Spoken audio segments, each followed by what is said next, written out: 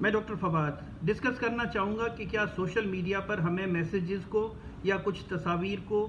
Forward کرنا چاہیے یا ہم بغیر سوچے سمجھے فارورڈ کر دیتے ہیں، اور اس کا سامنے والے کی ذہنی صحت پر کیا اثر ہوتا ہے۔ آپ نے دیکھا ہوگا کہ آج کل ٹیکنالوجی کا ملٹی میڈیا کا دور ہے اور ود ان سیکنڈز ہم ایک انفارمیشن دوسری طرف کنوے کر دیتے ہیں، لیکن کیا کبھی ہم نے سوچا ہے کہ ہم جس کی تصویر فارورڈ کر رہے ہیں یا جس کی ہم ڈیڈ باڈی کی تصویر فارورڈ کر رہے ہیں کیا یہ اخلاقی طور پر درست ہے؟ نمبر 1۔ نمبر 2 میں یہ بتانا چاہوں گا کہ اکثر ایسی تصاویر، فار ایگزامپل کہ کسی کا ایکسیڈنٹ ہوا ہے، کسی کی لاش پڑی ہوئی ہے، کوئی خون میں لت پت ہے،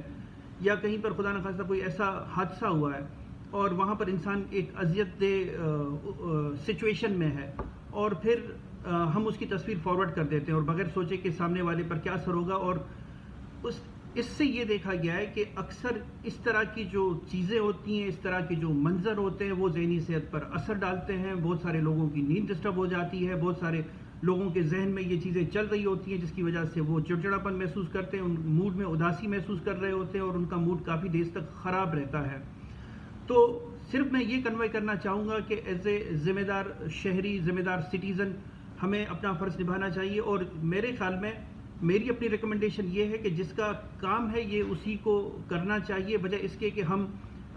اس طرح کی چیزوں کو فوراً سے ود ان سیکنڈز بغیر سوچے سمجھے فارورڈ کر دیں، اور ہمیں نہیں پتہ ہوتا کہ سامنے والے کے ذہن پر، ان کی طبیعت پر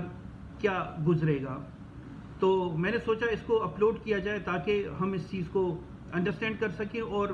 بجائے اس کے کہ امپلسولی کہ ہم نے مائنڈ میں ایک چیز کو پروسیس ہی نہیں کیا ہے، کسی کی تصویر آئی ڈیڈ باڈی کی اور میں سامنے فارورڈ کر دیتا ہوں، تو ہمیں اس چیز سے تھوڑا سا گریز کرنا چاہیے۔ اور میڈیا حضرات سے بھی میں ریکویسٹ کرنا چاہوں گا کہ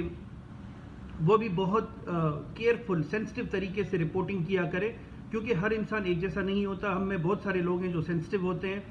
اور ان کو ان چیزوں کا کافی اثر ہوتا ہے، خاص کر کے بچے بھی ہوتے ہیں، بزرگ حضرات بھی ہوتے ہیں۔ تو میں نے سوچا کہ ایک پروفیشنل ہونے کے ناطے